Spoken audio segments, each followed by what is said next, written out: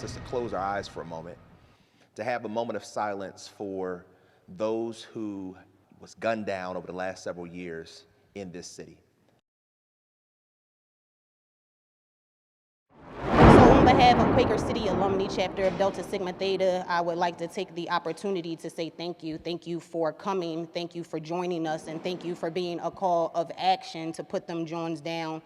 Today is the third annual Put Them Jawns Down gun violence awareness campaign, and we could not do this without you all. So first and foremost, I want to say thank you to everyone that took the time out of their Sunday to be here with us today. We are here for a very important topic, and that is gun violence. There is not one person, I'm sure, that's in this building today that doesn't know someone or hasn't been personally impacted by gun violence. So for that, I think we as a community are coming together to say no more, all hands on deck. The name of Imhotep actually means he who comes in peace. And so when I walked in here today and had a chance to see everyone gathered, I had an opportunity to view some of the amazing artwork. And in viewing some of the amazing artwork, I was actually able to identify with another young life of a young son who was taken from us way too soon. So one of the things that I want to be able to do as I'm here together today with all of you, I want to be able to take a message back to our young people tomorrow when they gather in this gym, that there is power and love within our community and that we are here for them. It's not enough to just partner on an event and say, oh, bring the young people. It's like, how are we going to show up for them in their everyday life, in their school? You know, I work at City Hall. I'm diagonal from CJC. I can't tell you the amount of people that's like, oh, can you write a character witness letter? I'm like, but did you go sign his report card when the teacher said he was acting up? Like, that's the stuff we got to talk about. Like, we got to start showing up to these kids when it matters. Like, go to their games. Like, go to their whatever they're into. It's not linear. It's about like really being a support system, getting back to being a real village, getting back to being like, you know, it bothers me that. Like, I planned my brother's funeral. Like, I picked out his clothes. Like, nobody's talking about the supports needed to, like, the mothers and the sisters and the cousins that are left to pick up the pieces for our black men. You know, that puts an additional burden on us, and it's only getting younger and younger and younger. I have 4 children. I still have 4 children. One just happens to be an angel. And many times people say, well, you still have 3 more, so why don't you think about which one you don't want to live with? And tell me how it feels. That's what parents like myself deal with. He's in a better place. Well, if it's such a good place, why don't you go there? Those are real words that when we think about the words that we use and we tell people, those are not helpful. And it wasn't until I'm sitting in the seat, and I say sitting in the seat because that you could use that metaphorically.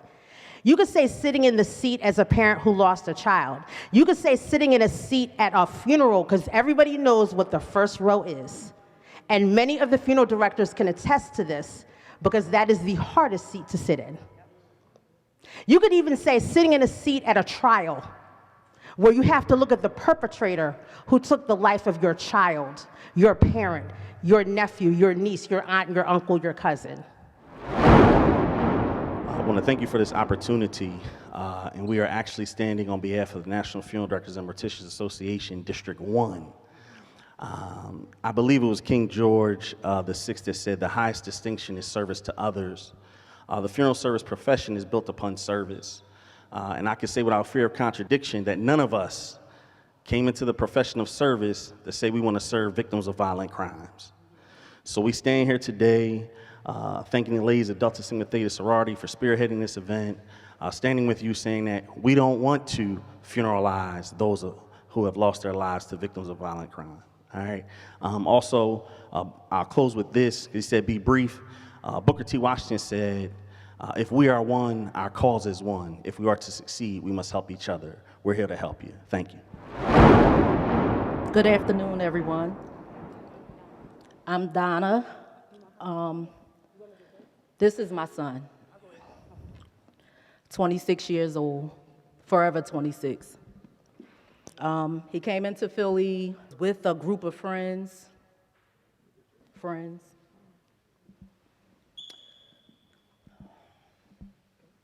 53 shots fired. 1 to the head. My boy dead. Those friends, I never got a hug. I never got a phone call.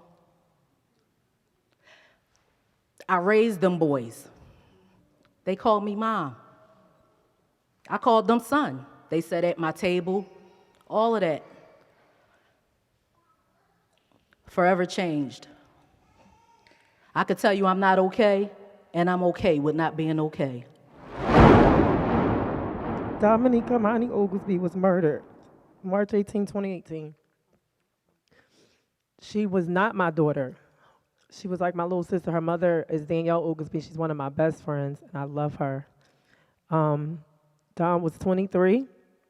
She was about to graduate from Penn State with honors. She was 2 months away from doing so. She was going to get something to eat and was murdered. Her father was shot. Her grandfather was shot, but she died. Dom was a beautiful girl. And that beauty, when you talk about friends or people being jealous, is what put Dom in the grave, because she got into an argument with a young lady that didn't know her. This was nothing intentional, but this is the reality. And the young lady's boyfriend is who took her life. But G. Lamar came over just now, and he said, I remember her, and I scooped her. And y'all got to understand those things stick with us, because this isn't a canvas, you know? And it just kind of took me off that everybody know I get up here, I speak really fast. But that stuck with me because I missed her. It's been 6 years. I tell people all the time, they say time heals all wounds. Makes it very real. Everybody breathe in. Do that for me, please, and breathe out. That was a lot. Breathe in again. Breathe out. Can you say this with me? I deserve to heal. I am worthy of healing. To the moms, I get to heal on my terms, on my clock. One more time, I deserve to heal. And I say that because we black and brown people in here, right? And so there is a systemic plan to make us feel unworthy of even just being alive. So oftentimes when we go through trauma like this, we don't even give ourselves the permission to acknowledge that it hurts. So I just feel like I'm here to give you the permission, or to just push you in the direction that it's okay to take as much time as you need to heal and to deal with whatever it is that you need to do.